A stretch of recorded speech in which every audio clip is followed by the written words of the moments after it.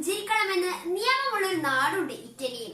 മറ്റൊരു രാജ്യത്ത് മരിച്ചയാളെ വിവാഹം കഴിക്കാൻ നിയമാനുമതിയുണ്ട്. കൗതുകം തോന്നുന്നു അല്ലേ? നമ്മെ അതിശയിപ്പിക്കുന്ന ചില നിയമങ്ങളെ കുറിച്ചാവാം ഇന്ന്. So friends, welcome back to F3 vlog.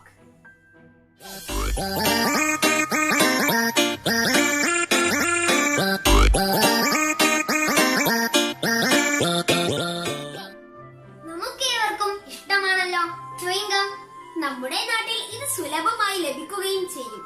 എന്നാൽ ലോകത്തെ ക്ലീൻ നഗരങ്ങളിൽ മുൻപന്തിയിലുള്ള സിംഗപ്പൂരിൽ ഇതല്ല സ്ഥിതി.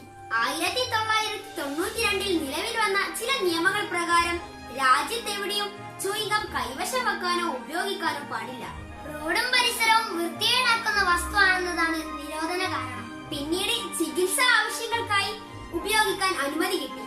വിനോദയാത്രികർക്കും ചെറിയ അളവിൽ ച്യൂയിംഗം കൊണ്ടുപോകാമെങ്കിലും വിൽപ്പന നിയമവിരുദ്ധമാണ്. വഴിയിലെങ്ങാനും ചവച്ചു തുപ്പിയാൽ ഭീമൻ പിഴ ഉറപ്പാണ്. നമുക്കേവർക്കും പേരിടുന്നത് നമ്മുടെ മാതാപിതാക്കളോ ബന്ധുക്കളോ അല്ലേ? ഇഷ്ടമുള്ള പേരുമിടാം. എന്നാൽ യൂറോപ്യൻ രാജ്യമായ ഡെൻമാർക്കിൽ ഇതല്ല സ്ഥിതി. ഗവൺമെന്റ് അനുവദിച്ച പേരുകളിൽ ഏതെങ്കിലും ഒന്ന് മാത്രമേ അവിടുത്തെ കുട്ടികൾക്ക് ഇടാവൂ. ഭാവിയിൽ ബുദ്ധിമുട്ടുണ്ടാക്കുന്ന വിചിത്രമായ പേരുകൾ ഒഴിവാക്കാനാണ് ഈ നിയമം. ഈ ലിസ്റ്റിൽ നിന്ന് മാറി പുതിയ പേരിടണമെങ്കിൽ ഗവൺമെന്റിൽ നിന്ന് പ്രത്യേകം അനുമതി വാങ്ങണം.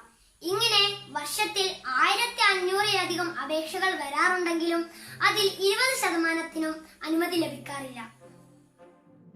മരണപ്പെട്ട വ്യക്തിയെ വിവാഹം കഴിക്കാൻ നിയമാനുമതിയുള്ള രാജ്യം. വിചിത്രമായ നിയമമല്ലേ? അതെ, മരിച്ച വ്യക്തിയെ വിവാഹം കഴിക്കുക അഥവാ പോസ്റ്റ്മോർട്ടം മാട്രിമോണി. ഇത് നെപ്പോളിയന്റെ കാലം തൊട്ടേ ഫ്രാൻസിൽ അനുവദനീയമാണ്. 1959-ലാണിത് നിയമമായത്. ഫ്രാൻസിലെ ഒരു അണക്കെട്ട് തകർന്ന് മരണപ്പെട്ട തന്റെ കാമുകനെ വിവാഹം കഴിക്കാൻ അനുമതി നൽകണമെന്ന ഒരു യുവതിയുടെ അപേക്ഷ പരിഗണിച്ചാണ് ഈ നിയമം നിലവിൽ വന്നത്. എന്നാൽ ചില നിബന്ധനകളോട് കൂടി മാത്രമേ സർക്കാർ ഇതിന് അനുമതി നൽകാറുള്ളൂ. സൂര്യപ്രകാശത്തെയും സൗഹൃദത്തെയും ഒക്കെ സൂചിപ്പിക്കുന്ന നിറമാണല്ലോ മഞ്ഞ. എന്നാൽ മലേഷ്യയിൽ പോയി ഇതൊന്നും പറഞ്ഞിട്ട് കാര്യമില്ല. അവിടുത്തുകാർക്ക് മഞ്ഞ വസ്ത്രം ധരിക്കുന്നതിന് അനുവാദമില്ല. മലേഷ്യൻ പ്രധാനമന്ത്രിയായിരുന്ന നജീബ് റസാക്കിന്റെ രാജി ആവശ്യപ്പെട്ട് സമരം നടത്തിയവർ മഞ്ഞ നിറമുള്ള വസ്ത്രമാണ് ധരിച്ചിരുന്നത്. അതോടുകൂടി മഞ്ഞ നിറമുള്ള വസ്ത്രം അവർക്ക് വിലക്കപ്പെട്ടതായി. മഞ്ഞ വസ്ത്രം വിൽക്കുന്നതും വാങ്ങുന്നതും മുതൽ കൈവശം വെക്കുന്നതുവരെ അവിടെ കുറ്റകരമാണ്. 2002 ജൂലൈ 30-ന് ഗ്രീക്ക് സർക്കാർ ഒരു നിയമം പാസാക്കി. ഇനി മുതൽ രാജ്യത്തെവിടെയും വീഡിയോ ഗെയിമുകൾ കളിക്കാൻ പാടില്ല. ചൂതാട്ടം പോലുള്ള നിയമവിരുദ്ധമായ കളികൾക്ക് തടയിടലായിരുന്നു സർക്കാരിന്റെ ലക്ഷ്യം. ഇതോടുകൂടി വീഡിയോ ഗെയിമുകൾ നിരോധിക്കുന്ന ആദ്യ രാജ്യമെന്ന വിശേഷണം ഗ്രീസിന് സ്വന്തമായി. എന്നാൽ ഒരു തരത്തിലും അപകടകരമോ നിയമവിരുദ്ധമോ അല്ലാത്ത സാധാരണ വീഡിയോ ഗെയിമുകൾ പോലും വിലക്കിൽപ്പെട്ടു.